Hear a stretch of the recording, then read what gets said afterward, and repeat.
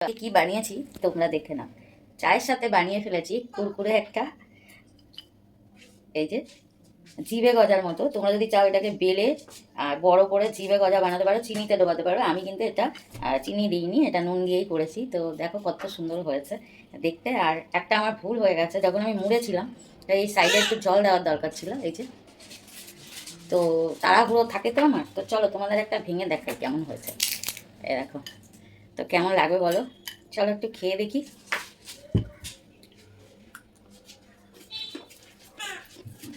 দারুণ হয়েছে।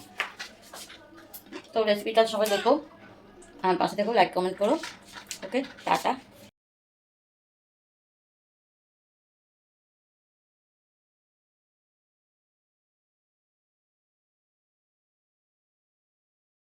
রান্নাঘরে তো আজকে একটা জিনিস বানাবো, চলো তোমাদের দেখাই। 1 কাপ ময়দা নিয়েছি, আর একটু লাগবে আমার ঘি। ছোট্ট চামচের এই যে 2 চামচ আমি ঘি দিলাম, আর দেবো সামান্য নুন দিয়ে, আর ময়দাটাকে মেখে নেব। অল্প নুন দিয়ে দিলাম।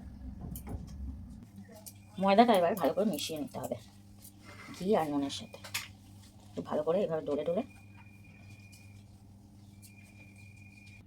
তো এরকম ময়দাটা কিন্তু আমি ভালো করে ঘিয়ের সাথে মিশিয়ে নিয়েছি, এভাবে ডলে ডলে। দেখো, এবার একটা ডেলা করলে এই দেখো, তো এটা কিন্তু ভালো করে ময়াম দেওয়া হয়ে গেছে। এবার অল্প অল্প জল দিয়ে মেখে নেব। এই যে আমি জল নিয়েছি, একবারে বেশি জল দেওয়া যাবে না, কিন্তু নর্মাল জল। মিডিয়াম একটা ডো তৈরি করে নেব। ময়দা মাখা হয়ে গেছে, একে আমি ঢাকা দিয়ে রাখবো 20 মিনিট। আর দেখো, খুব শক্তও না, খুব মানে নরমও না, একটা ডো বানিয়ে নিয়েছি। তো একে ঢাকা দিয়ে রাখি। এদিকে 1 চামচ কর্নফ্লাওয়ার আর একটু ঘি দিয়ে আমি একটু ব্যাটার মতো তৈরি করে নেব।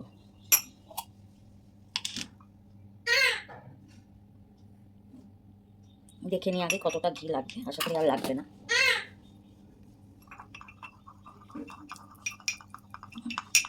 এই যে দেখো, ভালো করে এটা আমি একটু গুলে নেব।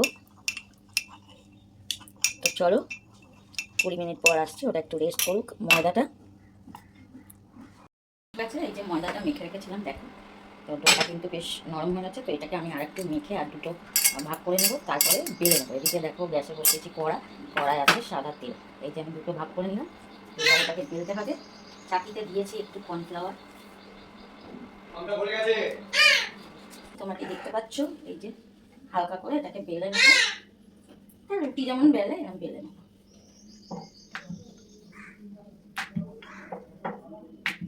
তো চলো, বেলতে একটু টাইম লাগবে, একদমই পাতলা, মানে লুচির থেকেও পাতলা। তো এই যে ব্যাটার বানিয়েছিলাম কর্নফ্লাওয়ার আর ঘি দিয়ে, এই যে এটা এবার মাখিয়ে নেবো ভালো করে। তো এটা তোমরা হাত দিয়েও মাখাতে পারো, চামচ দিয়ে একটু টাইম লাগবে। তো এরকম বেলে নিয়েছি, আর এই ব্যাটারটাও আমি লাগিয়ে নিলাম দেখলে। এবার এটাকে মুড়ে নেবো রোল করে, একটা সাইড দিয়ে তুলে এইভাবে আস্তে আস্তে আস্তে আস্তে মুড়ে নেবো একটু।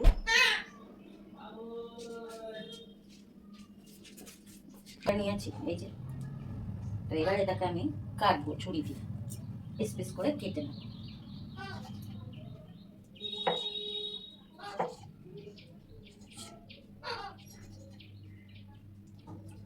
ছোট ছোট করে কেটে নিচ্ছি, এই যে দেখো, এই যে এইভাবে কেটে নিলাম। নিয়ে এবার এটাকে আমি এই দুটো সাইড এইভাবে একটু করে দেবো। এই যে এইভাবে তৈরি করে নেবো সবগুলো।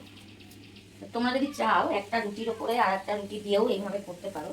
তো আমি আজকে এইভাবেই করলাম, তো দেখা যাক কেমন হয়। এই দেখো, এইভাবে সবগুলো তৈরি করে নিয়েছি। এই যে গোল করে কেটে আর এই সাইডগুলো একটু চিপে দিয়েছি, দেখতে সুন্দর লাগছে না? তো এইভাবে আর একটা আমি তৈরি করে নিই, তারপরে আমি ভাজবো। তো চলো, এই দেখো তেল গরম বসিয়েছি, কিন্তু একদম মানে অল্প গরমে ছাড়তে হবে এগুলো। এই যে আমার সবটা তৈরি হয়ে গেছে, তো এবার ভেজে নেবো হালকা আছে, দিয়ে দিচ্ছি।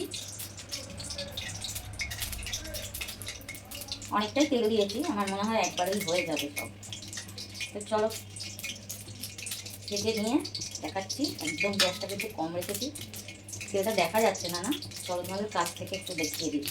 তারা ওইগুলো আগে ছেড়ে দিই, গ্যাসটা কম করে দিই আরও। তো এই যে কটা বাকি আছে আমি এইভাবে মানে তৈরি করতে করতে আর এই যে দিয়ে দেবো।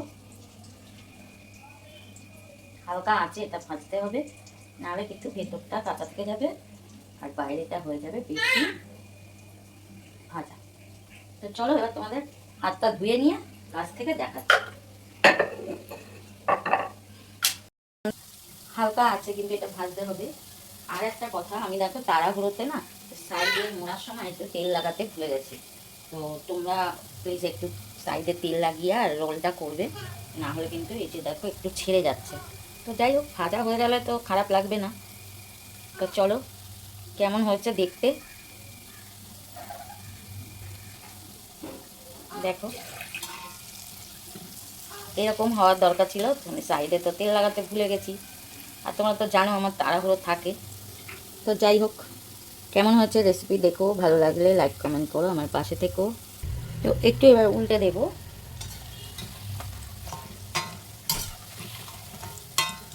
হালকা করে।